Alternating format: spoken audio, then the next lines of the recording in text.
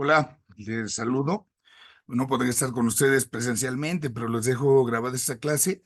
Estamos ahí en nuestra sesión número 6 de nuestro manual y tiene que ver con la llamada Segunda Venida de Cristo o conocida como parucía o también como final de los tiempos. Resulta que es una lección interesante porque es ahí cuando luego hacemos referencia precisamente a esto que es el fin del mundo y a veces vienen ideas así como medias equivocadas, ¿no? Que va a haber destrucción y que va a haber no sé cuántas cosas de la naturaleza y tantos desastres, cuando realmente tenemos que hacer una lectura de fe con mucha esperanza en ese encuentro con Dios, que al final será un encuentro con el amor. Y encontrarnos con el amor, pues definitivamente no podrá ser así como a veces muchos nos lo pintan o lo imaginan. Vamos a ver qué es lo que nos dice la escritura. Vamos entonces, pues en ese sentido, a disponernos a esta lección. En el nombre del Padre, del Hijo y del Espíritu Santo. Te pedimos, Dios Todopoderoso, nos ayudes a disponernos a lograr una mejor profundización de nuestra fe con el espíritu dispuesto para que, renovada la esperanza, también anhelemos algún día participar de la presencia eterna de tu divinidad. Ayúdanos a anhelar esto, ayúdanos a buscarlo, para que así también nosotros podamos siempre tener esa sed en nuestro corazón. Te lo pedimos a ti que vives y reinas por los siglos de los siglos. Amén. En nombre del Padre, del Hijo y del Espíritu Santo. Compartiré pues ahora entonces nuestra pantalla de nuestra lección de esta jornada. Entonces aquí tenemos, ¿no? Es la sesión número 6 que se refiere, ya les decía yo, a esta segunda venida de Cristo, donde nosotros hacemos esta referencia a lo que decimos es la parucía. Entonces, el objetivo doctrinal, ¿de qué se trata? Pues se trata de conocer, de profundizar esto que es la parucía. Así se llama, es el término técnico. La segunda venida de Cristo es la parucía. La primera venida de Cristo fue en la encarnación, cuando Cristo se abaja, se humilla. Cuando viene por primera vez es una venida en la humildad. Y ahora nosotros esperamos vendrá en la gloria. Se trata de que nosotros sepamos en qué consiste y cuáles son las señales que indican que esto, de acuerdo a la escritura, está próximo. Y lo segundo, esta parte vivencial. ¿Cómo debemos nosotros aumentar la fe verdadera? Creer que Cristo va a venir por segunda vez en la gloria, de tal manera que logremos esto, ¿no? Que vivamos siempre dispuestos a ese encuentro definitivo con el Señor. Ya les decía, es un encuentro con Dios que es el amor. Entonces, más allá de temores, miedos, angustias, todo lo contrario. Tiene que ser algo que uno desee, que uno anhele, porque nos vamos a encontrar con el amor. Pero bueno, vamos a ver qué tenemos ahí en nuestro manual. Nosotros tenemos este punto de partida, nuestra tesis, ¿no? Sabemos que pues al final del mundo, al final de los tiempos, Jesucristo, rodeado de majestad, vendrá de nuevo para juzgar a los hombres, pero desconocemos ese momento. Esta es una de las verdades reveladas que se encuentran en la Sagrada Escritura. Sabemos y profesamos en la fe que Cristo ha de venir a juzgar a vivos y a muertos. Como hemos visto, los muertos, el juicio por el que pasaron en el momento de la muerte, el juicio individual, se habrá de ratificar en este juicio universal. Pero también los que están vivos participarán de ese juicio, pero ahora ya en el juicio universal. El que sea un juicio universal no significa que vamos a ser juzgados unos con otros por las culpas de todos. Digamos que cada quien tendrá así como su juicio, pero al mismo tiempo, por decirlo de esa forma, ¿no? Y esto de desconocer el momento cuando va a suceder, pues es también un regalo de Dios. Imaginémonos cómo sería nuestra vida si conociéramos el final de ella. ¿Cómo estaríamos, no sé, si supiéramos cuándo, por ejemplo, vamos a morir? Y si supiéramos cuándo va a ser el fin del mundo, ¿no? La angustia en la cual quizás viviríamos, quizás no estaríamos ahí como tampoco aplicándonos en ese sentido a un auténtico amor, porque estaríamos así como que siempre más interesados. Ah, bueno, mientras todavía al fin que todavía no me voy a morir, entonces todavía puedo darle vuelo a la hilacha, ¿no? Ya mero que me muera, entonces ahorita sí ya mejor me porto bien. Pues obviamente eso no nos permitiría amar sinceramente. Entonces, esta también es una gracia, que no sepamos cuándo habrá de suceder. La Sagrada Escritura nos muestra como testimonio que el Señor Jesús en muchos momentos habló de ello. Habló de la segunda venida, la parusía, que iba a venir al final de los tiempos. Y ese anuncio repetidamente lo encontramos ahí en el Evangelio. Lo mismo también los apóstoles en sus cartas están repitiendo el mensaje. Aunque sí, ya no tan continuamente como lo hace Jesús, pero de manera ocasional, también ahí se está hablando de esta nueva venida del Señor, que será en la gloria y donde habrá precisamente ese juicio.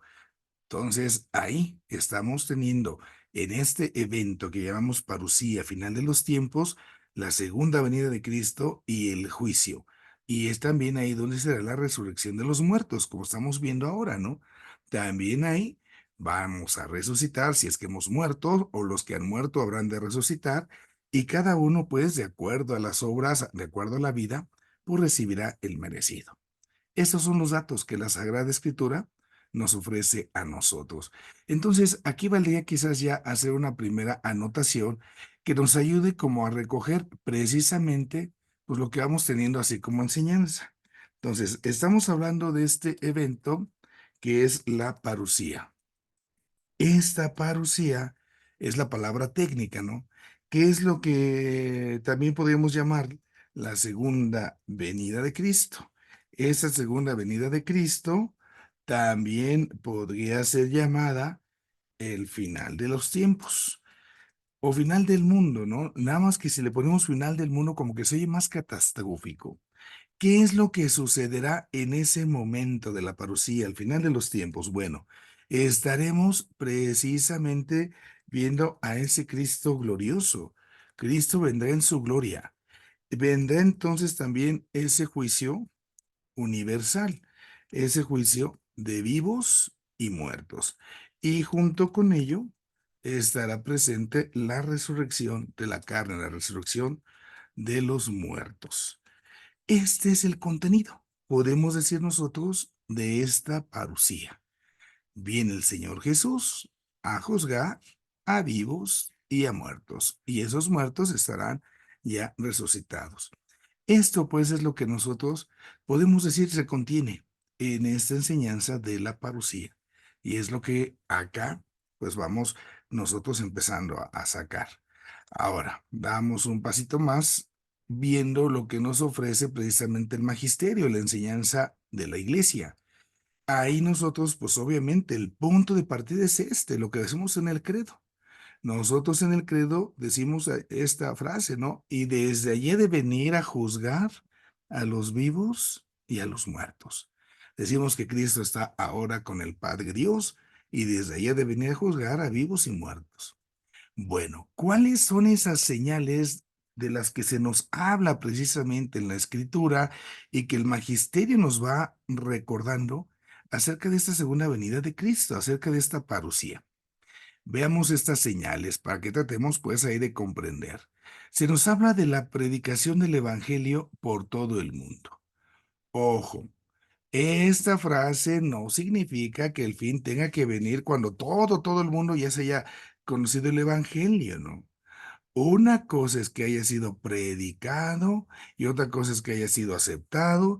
Entonces, démonos cuenta de esta realidad, porque si no, a lo mejor quisiéramos tener hasta la posibilidad de jugar, ¿no? No, pues no queremos que se acabe el mundo. Ay, entonces no hay que anunciar el evangelio en todos lados para que así no se acabe, porque dijo que se va a acabar hasta que el evangelio sea anunciado a todos. Pues no. No va precisamente así, porque si no, entonces dependería de nosotros, ¿no? Es más bien esa invitación a que ese evangelio sí se predique a todo el mundo y que además se vaya también aceptando. Puede en una de esas resultar que nosotros mismos hemos conocido el evangelio y bueno, ni siquiera lo hemos aceptado. Otro elemento que se juzga en esta situación del fin de los tiempos es la famosa conversión de los judíos. Ese elemento es también interesante. Cuando el reino de Dios entonces entre, es precisamente, vendrá esa plenitud de los gentiles. Y así todo Israel se convertirá y será salvo. Obviamente, otra vez hay que entender esta frase. Se trata de una totalidad moral. No se trata de que todos tengamos así la misma creencia en el sentido, no sé, como si tuviéramos la misma credencial, como cuando vamos a una tienda de esas que dan credencial para que estemos afiliados y podamos hacer nuestras compras, o si tuviéramos la boletita que se da a los niños de catequesis para que tengamos ya todos los sellitos de que ya fuimos a misa, ¿no? Esta totalidad moral, pues también va a partir de esa enseñanza que se va viviendo la enseñanza de Jesucristo. Y ahí es donde nosotros tenemos precisamente esa oportunidad. Así entonces, la conversión de los judíos, ciertamente que no ha llegado, pero de acuerdo a la escritura, habrá de llegar. Y generalmente, ahí está como una especie de relación causal. ¿Cuándo va a suceder esto? Cuando el profeta Elías venga y entonces el pueblo judío se convierta.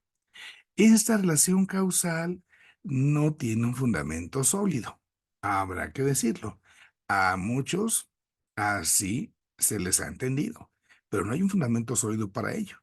Quizás, quizás haciendo una lectura de fe, esa nueva venida del profeta Elías, podamos ubicarla como si fuera el Señor Jesús, que venga en gloria. Y bueno, quizás si se interpretase así, ahí podríamos encontrar ese espacio, ¿no? Porque son de las cosas que se dije.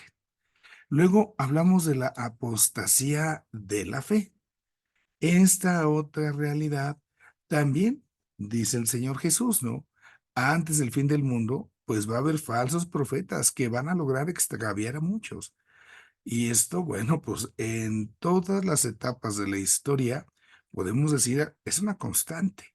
En todos los momentos de la historia ha habido y está habiendo y quizás seguirán habiendo personas que al final y al cabo, de una u otra manera, tratan precisamente de esto, ¿no? De alejarnos de Dios.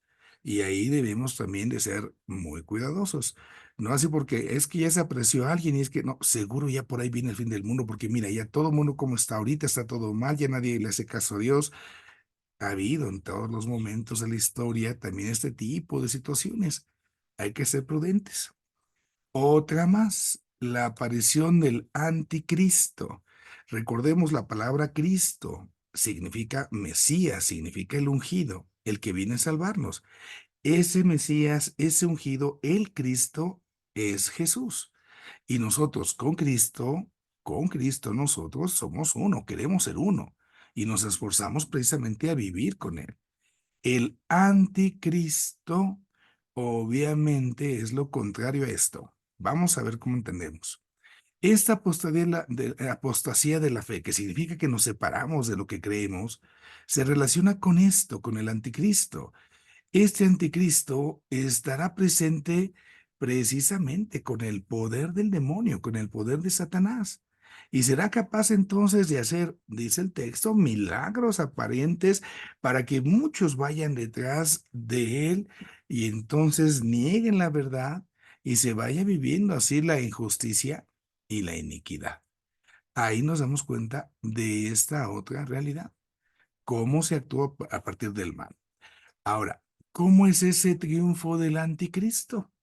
Dios, dicen también las escrituras, va a permitir hacer esa guerra a los santos, a los que creemos en Cristo. Y cuando precisamente pareciera que todo está perdido, es ahí, dice el texto, que Cristo vendrá en esa segunda venida y lo va a matar a ese anticristo. El nombre de anticristo es algo que está empleando el lenguaje de Juan y se aplica a todos los falsos maestros que enseñan con espíritu de anticristo. Para Pablo y Juan, ese anticristo es una persona determinada, instrumento de Satanás. Ahora, a veces aquí vale la pena que nosotros tengamos esta conciencia, ¿no? Cuando uno imagina al anticristo, uno se imagina de inmediato al demonio y un montón de cosas abominables. Pero recordemos la forma en la que actúa Satanás. Satanás es astuto, es el diablo. La palabra diablo es el que divide. En todos esos momentos en los cuales nosotros, en lugar de unir, porque la unión es fruto de ese amor, que es lo que Cristo nos pide. En lugar de ser como ese Cristo que ha venido a ser ese puente de unión entre la humanidad y el Padre Dios, cuando nosotros en lugar de unir, más bien causamos división a causa de nuestros pecados, híjola, pues ahí nosotros mismos le hacemos el juego al anticristo. Somos contrarios a Cristo. Nosotros en algunas ocasiones, cuando caemos en el pecado, podemos decir eso. También nosotros somos anticristos. Y ya hasta se oye más fuerte, ¿verdad? ¿Por qué? Pues porque es el pecado que estamos realizando. Es el pecado que estamos cometiendo, que en lugar de unir, entonces está separando, entonces está dividiendo. Y aquí es precisamente una situación que debemos pues ser prudentes en razón de nuestra vida de fe y nuestra conversión. ¿Por qué? Porque también a veces podemos ser falsos maestros. Y, ay, padre, no, no, no, ¿cómo dice eso? Yo no voy a enseñar cosas demoníacas. Es que a veces las cosas demoníacas, las cosas diabólicas, imaginamos cosas terriblemente feas. Pero basta a veces, por ejemplo, cuando tú le enseñas a alguien en tu mismo ambiente, en tu misma casa, algo que divide, pues ahí no estamos siendo precisamente los mejores cristianos. En tantas ocasiones, a lo mejor en la casa, ¿no? El papá y la mamá se pelearon y resulta que por ahí el papá o la mamá están hablando con los hijos. Es que tu padre es un quién sabe qué, es un quién sabe cuánto, es que no nos quiere a nosotros, mira nomás, va con su madre, con tu abuela, a ella sí le da todo, a nosotros no nos da nada. ¿Ahí qué estás haciendo? ¿Tú crees que estás uniendo a tus hijos con su papá, que estás uniendo a sus hijos con su abuela? Pues no. Y entonces ahí nosotros somos maestros, ahí nosotros estamos enseñando con ese espíritu diabólico, porque estamos siendo los que dividen y no los que unen. Y nos prestamos por eso al juego de Satanás. Nos prestamos así a ser sus instrumentos. Y esto es lo que nosotros debemos de cuidar, no dejar que el egoísmo en ese sentido nos gane. Acerca de las famosas grandes calamidades, ¿no? También hay en varios momentos, vemos cómo Jesús habla de esto, de guerras, de hambrunas, terremotos, de persecuciones en contra de los discípulos, catástrofes naturales que serán preludio de la venida del Señor. Tenemos ahí estas referencias en Mateo, en Isaías, pero vale la pena entonces que comprendamos esto. Una realidad es el ciclo de la naturaleza. A veces en el dinamismo de la naturaleza se nos olvida que tiene una autonomía. El hecho de que Dios nos haya creado no significa que Dios nos esté manipulando, así como que, ay, estos no tienen nada que hacer, ay, espérate, vamos a mandarles un terremoto, ¿eh? Ay, mira, los de allá como que están muy en paz, déjales, echamos un volcán para que, claro que no. La Tierra misma, como un ser vivo, podemos decirlo, tiene su propia dinámica. Tiene en ese sentido un dinamismo que le permite desde su autonomía estar actuando. Y no es que esto vaya siendo provocado, por eso es naturaleza. Del otro lado puede haber esas situaciones, por ejemplo, las persecuciones, las hambrunas, y tampoco es algo que Dios provea, que Dios quiera. Si hay en algunos lugares, en algunos momentos, situaciones de pobreza extrema, donde tantísimos, quizás están padeciendo hambre, es porque también habemos quizás otros tantos que no sabemos compartir lo que de Dios hemos recibido. Y hay otros tantos que han querido acapararse la mayoría de los recursos de la naturaleza para unos cuantos. La ambición del hombre. Esa ambición de querer tener más, esa ambición que no nos deja desprendernos de lo que tenemos, es entonces la causa de esas situaciones. Ahí nosotros debemos de tener mucha prudencia porque luego andamos achacando todo a Dios o luego vemos algunas situaciones y nos ponemos en ese ambiente catastrófico. No, es que ahora sí, mira, pasó esto, pasó lo otro, ya está en Ucrania y en los rusos, ya ves que están como la guerra, ahorita Israel, allá en Tierra Santa. Oye, que hubo una inundación no sé dónde, que el terremoto de quién saqué. Digo, ¿cuántas veces nosotros hemos hecho ese daño? Nos estamos quejando ahorita que no hay agua. Ay, ¿por qué Dios no manda agua? No manda agua, nos estamos acabando la naturaleza y eso pues lo tenemos que reaccionar, ¿no? Entonces, estemos siempre atentos para saber interpretar estos signos. Ahora, a partir de estas señales, ojo, Desconocemos, no conocemos, desconocemos el momento en que Jesús vendrá de nuevo, porque esto es lo que decíamos desde el inicio en la Escritura. El Señor Jesús no nos ha dicho en qué momento va a venir, ya decíamos la angustia que viviríamos. Entonces, bueno, ¿cómo es lo que nosotros tenemos que asimilar estas realidades? Primero, Jesús deja incierto el momento en que se va a llevar a cabo esa segunda venida. Así que cuando alguien venga a decirnos, o a lo mejor incluso nosotros, no, es que mira, ya pasó esto, pasó lo otro, ya, ahí está, ahí está. Ah, chihuahuas, ¿quién te dio el papel de adivino, de adivina? ¿O tienes tú por ahí comunicación directa con el de arriba que ya te pasaron el chismito de cuándo va a ser? Pues obviamente no. El mismo Señor Jesús fue clarísimo en eso. Nadie sabe ni el día ni la hora.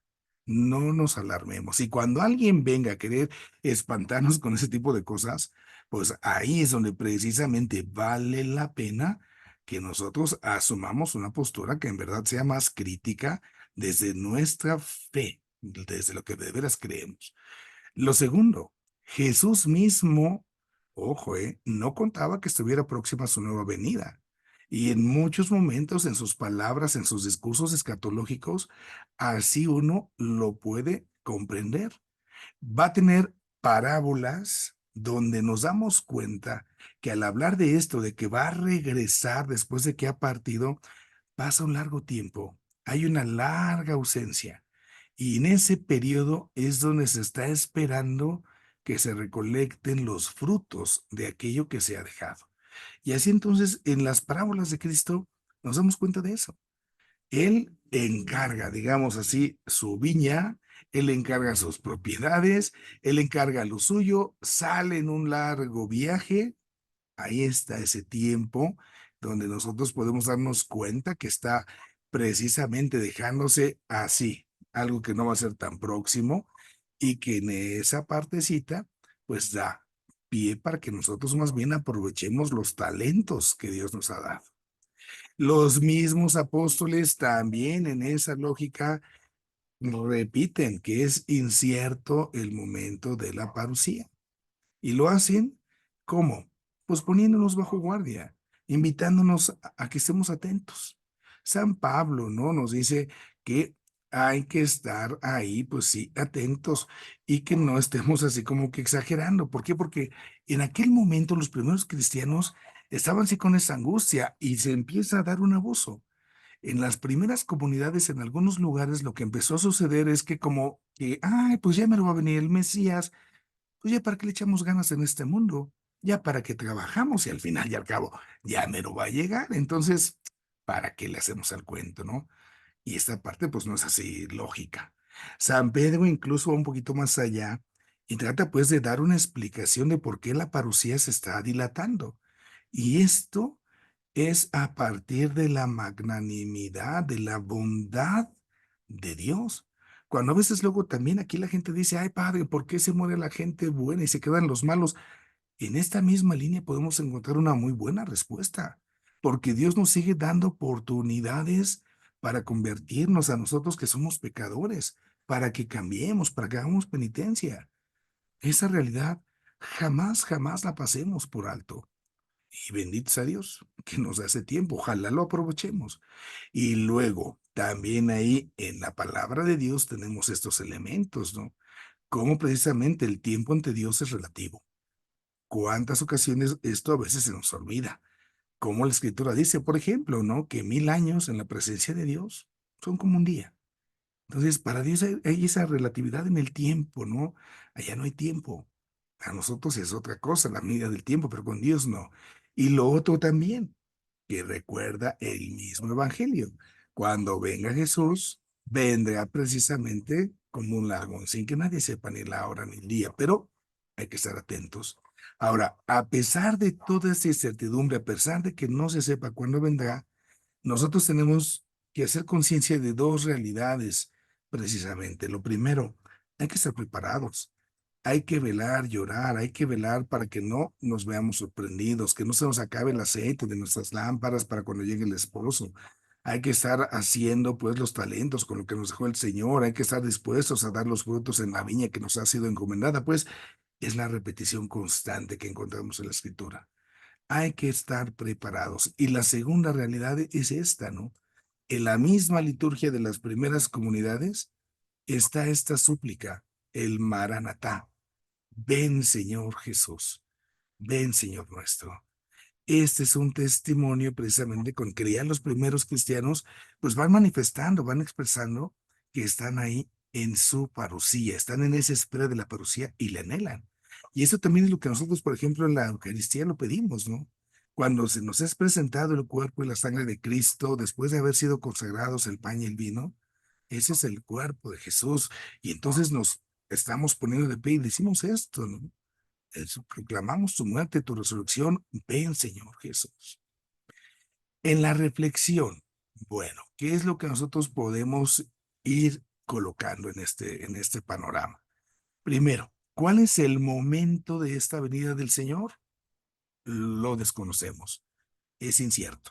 Jamás, por favor, lo olvidemos, porque desde ahí podemos hacer a un lado todas esas ocurrencias que luego empieza uno a tener.